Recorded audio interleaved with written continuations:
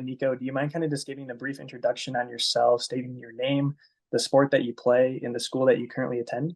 Of course, of course. First and foremost, Josh, thank you so much for getting me on this podcast. Hello to all the new viewers out there. Josh is the man. Started out this podcast, his own business. He's doing very well for himself. So I like the message you got going here, man. Sports minds do matter. And yeah, a little bit about me. My name is Niko Schultz. I am from Plainfield, Illinois. I'm a Midwest kid. Grew up my entire life as a Midwester. Mom's from Puerto Rico, dad's from Illinois. And so I got a little bit of a Hispanic side to me. And that's actually a very important and pivotal piece to my journey, who I am. But we'll get on that later. Yeah, track and field athlete, 800-meter runner. Never knew that I'd end up here. Goal growing up was always to go to the NFL. I only made it out to be about 5'10", 160-ish pounds, so didn't have the frame to go. So track was my fallback, and it was a pretty good fallback option. And currently, I attend the University of Nebraska-Lincoln. 800-meter runner here. Academic wise, I am a senior. I redshirted my freshman year with a stress fracture, and so I have another year left. So technically, I got 2 more years of running left in me for the university, and we'll see what happens after that. Awesome, dude. And as far as your journey, in athletics so far, right? I know for myself, looking back, I realized, hey, like I grew a lot from, a leadership perspective, from just being a good teammate. And sometimes when we're in the heat of the moment, especially on just the grind of we got practice, we got, workouts, we got class day in and day out, we don't always notice kind of how that journey plays a role in our lives, whether that's academically, whether that's personally, you name it. But for you, Niko, how has that kind of shaped your journey being an athlete, both personally as well as academically? Yeah, for me personally, I definitely think it made me more of an understanding person. Growing up in high school, it was kind of a like a do or die type mindset, especially when it came to becoming a D1 athlete, getting here. The mindset was like from a hunger filled mindset. He's like, if I don't make it out of, my little town of Plainfield, Illinois, then like I failed or whatever. And so when I finally made it out to the University of Nebraska, that carried over. But then when I got here, it was very different. It's a much more laid back here in Nebraska. The people are much nicer. There's this thing we got here called Nebraska Nice. And so I definitely felt that when it came to the camaraderie amongst me and my teammates, the people. In Lincoln, Nebraska, there's no professional sports team. And so college athletics is what the town revolves around in the entire state. And so when I got here, it really changed me personally for the better. I became a much more understanding person. So many unique people do come to the university. So many people from overseas come to the university, and so I had the opportunity to connect with so many unique individuals when they came here. And then as for my athletic career, how it changed me, the transition from football to full-time track was definitely tough. So growing up, I always played football. I mentioned before I had NFL dreams. I actually had a cousin who made the MLB for a little bit, and so he was a big inspiration for me. And growing up all throughout high school, all I wanted to be was a professional athlete. And so he showed me, what it took when it came to the sacrifices, the discipline, everything along those lines about what it took to, be the very best that you can be. And so I had that mindset towards football, and then track was always just second nature. I was just always naturally fast. I was that kid at recess that everybody hated because I was winning all the races. And so once I finally got to college, it really was difficult to learn how to lose. That was one of the things I did have to learn very early on. It's, I'm facing guys who are, 23, 24-year olds with kids because they got these things called COVID years or fifth years and things like that. And so when you're racing grown men, it really changes your perspective. But I adapted quickly. It took me about a year and a half to 2 years to really get my feet under me. And then when I found out about the social media platform too, with the up and coming of NIL, it really changed my perspective. And I think that I'm not who I am today without the platform that I have and the community that I've built around me. And so, my journey since college, without coming here, I don't think I definitely not the person I am here to be who I am, speaking to everybody today. I actually was planning on going to be just like a worker with my dad. He's a flooring installer in Chicago. And so if I didn't get a scholarship to the University of Nebraska, I was planning on just being a blue collar worker, a union worker, and just going straight to work right after because I didn't want to put myself in a lot of debt. But thankfully, God had other plans, and I'm here today. And it's awesome to hear just the growth that you've had over the course of how many ever years to where you are today. And not only the growth, but also the success that that's brought, right? Especially too with all the, your basically your impact on social media and, what you've done there in that space as well. And to that point, all of the stuff kind of in the NIL space as well. I know for myself, one of the things that I struggled with a bit was balancing athletics and academics because not only are we supposed to be academically, held to certain standards, but also if we're not performing, then we're not going to be in the lineup. We're not going to be, being able to be that star performer that we have those expectations, that our coaching staff has those expectations for. So for yourself, what are some strategies, maybe some things that, the school provides, something that maybe you started instilling in yourself to kind of help you put a bit better balance between managing both the academics and the athletic responsibilities? Yeah, for sure. That's a great question. People always ask all the time, how do you balance it all? How do you do it? And the biggest thing, we are labeled as student athletes, and so you're not able to perform at your very best unless you obviously do good in your classes. I for one, when I first came to college, I just did not feel very prepared coming from my town in Plainfield, Illinois to college. It was a big jump. Just with the workload that you take on for track, for your academics. A lot of the classes were extremely difficult, but I give a huge thanks to the Nebraska Athletic Department because they provide for us free tutoring, and that completely saved me. I was in this very difficult applied calculus class my freshman year, and I met this really good tutor named Bob, and the dude was a wizard. He was a computer science guy, and me and him met like 2 or 3 times a week. And I went from I think like a 62 in a class all the way up until like a 89.9. I ended up finishing the class with an A, and I had the highest grade on the final out of anybody, and it was like a 200-person course, and I was super proud of that achievement. Ever since then, I haven't had a class that challenging, and so some strategies that I like to do when I balance it, I like to just knock things. I it sounds messed up. I'm a big procrastinator, but it's like some of my best work gets done when I do procrastinate. Like for example, like if I have to give like speeches. I remember one night me and my buddy pulled an all-nighter when it came to I was injured, by the way, so I wasn't running. So I would not advise you to try this at home. But me and my buddy pulled an all-nighter one night for a 10-minute speech that we had to give. It was 5 minutes, 5 minutes, and we practiced all night. And then we show up the next morning. It was an 8 a.m. Don't take 8 a.m.s, by the way. We take this 8 a.m. class where there's a speech class, and me and him, we absolutely just kill it because it was so fresh in our mind. We're off like 1 hour of sleep. And like the teacher said, like, wow, that was like one of the best speeches I ever heard. Like, oh, thank you. We prepared all week. We prepared the night before. We just got it done. And so that's probably one of my worst strategies. But when I'm really dedicated to something and want to, achieve something, last minute is kind of a strategy I have procrastinate. I don't recommend it for everybody, but the way my brain works, I do work, fairly well under pressure. Now, athletically, that is not the case at all. Like I do what I got to do to get by. And when it comes to like the later semesters, I'm a straight B student. That's the best way I can put it. Straight B student. A's. Could I got A's? Yes, but would I still be as athletically gifted as I am? I don't know, to be completely honest with you. But I mean, like I spend so much time on my social media work and so much time trying to help other people learn how to get to this level. And so I think it's a fair trade-off to where like I'm still passing my classes and I'm still able to be a great athlete, but at the same time too, like I have such a limited time to show other people and create this platform that I have, and I'm in such like a unique space right now.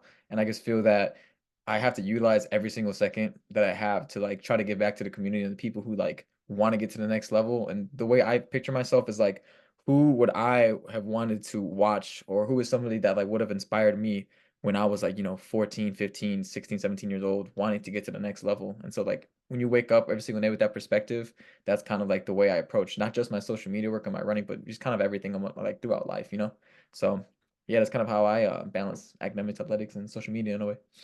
Yeah, no, that's perfect. And I think too, kind of talking a little bit to your point is somewhat about like priorities and prioritizing what's important to you. And I think that that's a big thing, right? Too, because sometimes whether it's a teacher, a family member, a friend, you name it, sometimes they act like they're the ones trying to set standards for yourself, but really at the end of the day, it's you trying to set those standards. For instance, for you, Niko, it's like, how can I be the best athlete, somebody who's also giving back to the community, giving back to these, younger, track athletes who want to see an inspiration at the collegiate level, want to see what it's like on a day-to-day basis, how they can get better, how they can, work on different things to improve, whether it's, form, technique, you name it, but also make sure that at the end of the day, hey, we're graduating with that same piece of paper that a lot of these other individuals are graduating with. So again, priorities, being able to prioritize your time effectively, but also know deep down what's important to you is just such a great gift to have. And I think that that's just a great message overall. But I know over the past couple of years, I feel like we've seen it more professionally, and it started to trickle down into some more, I don't want to say mainstream media at the collegiate level as well, but we started to see more athletes come forward as far as talking about, their mental health journey in sports, right? Obviously, it's been bigger for, some athletes, other than some others. But for the most part, they've talked about it, discussed about it, and kind of said, hey, this has had an impact on, not only my this regular day-to-day life, but also my performance as well. And for you, Niko, how has mental health awareness been important for yourself during your athletic journey? Whether that was throughout high school, now into college, what's that been like for you? Yeah, for me personally, mental health has been a huge part of my life. And so I got to give a big thanks to my parents. Growing up, they've always supported me and my goals, my dreams, and they never forced me to have to do anything. Everything that I've gotten, everything that I wanted, has been because I've wanted to do it or I wanted to become it. And so they've always been so supportive and never like pushed me over the edge to do it. But, as athletes, we have such high expectations of ourselves and we put in so much work, time, energy, effort into becoming the best athlete that we can become. And so when you have shortcomings and when you have unexpected injuries and when you're in your head and things aren't clicking, it can really take a toll on your body because we're competitors, we're passionate, we're just people who we're not the average person, we're delusional in a way, we're kind of crazy. That's kind of how athletes roll, if you want to be the best, you have to think outside of the box a little bit. And so when things are going good, they're going good. But as athletes, when things are going bad, it really can snowball effect on top of you. And so growing up in high school, I remember I had like such bad anxiety around like my sophomore to junior year, which is it's funny because like that was like the time period where I was doing the best in my football season. I was the starting quarterback as a sophomore, and then my track season, I was doing super good. But like I was just so in my head, and what about? I have no idea. Like it was just one of those things to where like I was just having like panic attack after panic attack for absolutely no reason. I don't know sure if it was because I didn't have a scholarship or I was just I guess like literally the type of lifestyle I built for myself when it came to all my workouts, my training, my school, like it was just too much to handle. And so something that really helped calm me down and like motivated me to just like be conscious of my mental health was journaling and meditating. Those two things have really, propelled me forward and forced me to be conscious of, what's going on up there mentally. That's a huge part to all the success that I have because when you're journaling, when you're meditating, you're entering a different type of mind state.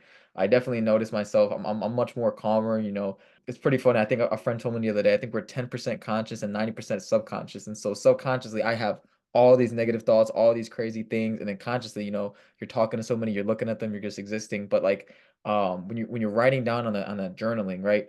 You're getting out all those subconscious thoughts, all the negativity, all the positive things, and all the in-betweens. And so getting those things onto paper really just helped, align everything like going on in me, not too high, not too low. And for me, that was really important because I was like a person who always is way too high, way too low. And so ever since I started journaling, I found just this happy medium of just like existing, setting my goals and just really just, pursuing myself to be the best possible version of myself, whether that's on the track, spiritually, and just overall just, trying to do the best that I can possibly do. And so meditation's great. I like to plug my headphones in, the AirPods, sit down for like 5, 6 minutes, listen to some classical music, or you can listen to a podcast, whatever you want. But that has really helped me get over my anxiety and just not be too much in my head. And I think it's really good the athletes that have come forward and made a change for it because it's real, it's real. And I think we're moving in the right direction when it comes to athletes and mental health. Definitely. I completely agree there. It's definitely something that's more talked about nowadays versus, even, 3, 5 years ago. So it's cool seeing that individuals like yourself, right, are doing things to try and help out, right? Whether it's journaling, meditation, little things, even if it's 5, 6 minutes a day that we can include in our schedule, set that little bit of time up, whether it's early in the morning to kind of get your mind right for all the different tasks that you have during that day. Little things like that really do make a difference on the academics, the personal life, the achievements athletically, things like that. It all adds up at the end of the day. And I know earlier on, Niko, that you did mention kind of about that injury that you sustained, or at least had kind of early in your collegiate career. Were there any other challenges that were faced? And if so, how is that like as far as, I know for myself speaking, when I was an athlete, got injured during the middle of the season, completely sucked, right? You go from playing every single day, now you got an injury, now you're having to see a trainer and you're not practicing, you're not, doing the same type of workouts that your teammates are doing. You're kind of seeing them in a whole separate like limelight. And then it's all about trying to get back that action, trying to kind of rehab it a little bit and figure all that out. And trusting that whatever was injured is going to be back to 100%, by that time that track meet is, whether it's that next game, you name it. But for you, what were some of those challenges like, and how'd you bounce back from it? Yeah, so obviously stress fracture my freshman year sucked out for 5, 6 months. And as you mentioned, trying to get back to what it used to be, It's super, super defeating mentally. Your buddies are doing workouts that you want to be doing. You're stuck in the training room. And honestly, it's just terrible. I remember being on that bike and I was doing a mix between bike workouts and pool workouts just to get your heart rate up and stay in shape. And I was just like, man, like this is just terrible. Whenever I get back, I'm gonna make sure that I cherish every single moment because you don't really know the true value of something until you lose it, right? And so, as for my injury, one thing that helped ground me and bring me back was starting my social media thing. Like I didn't really care too much about social media up until when I got injured. And now that I had all that time to really think and plan out content and just try new things, that's where I really took advantage of that opportunity and just found a new version of myself, a new life. And I remember thinking like, at that time, my personality really was all just about track, all about athletics. And so I was just lost. I was like, dang, I'm injured. Who am I without sports, without track? And so it forced me to become a new person. It definitely opened me up to the business side of things. And it was like, dang, well, now that I'm hurt and if track really is over forever, how am I gonna make money? How am I gonna, make a living for myself? And then it's pretty funny because I actually started this podcast. It was called Timeless Talks. And so we brought in other athletes, we talked to people, and then from there, that's when I started my YouTube channel. And then even though Timeless Talks no longer is a thing anymore, it's that still taught me so many valuable lessons along the way. But a traditional challenge that I've faced that a good amount of college athletes do face. I've actually had 6 coaching changes in my 3 to 4-ish years here in Nebraska. And it really taught me that nothing's permanent. In college, there's so many coaches who are getting new jobs, new opportunities, so many people entering and coming out of the transfer portal. And it forced me to build a lot of good relationships along the way, but really force myself to pivot and to respond to adversity. There's so many times where like I was very happy with my coach at the time. We had a good relationship, and then damn, he gets a new job, right? And it's like, man, that's very unfortunate. But at the same time, it helped him. He's making more money. He's meeting new people. He's building his resume. And then as for me, I'm meeting new coaches. I'm having new training plans. I'm having to kind of wiggle around that, move around it. But throughout all of that, the injuries, the coaching changes, and all the in betweens, like I'm still who I am today. I still am a fast track athlete, and I have to control what I can control.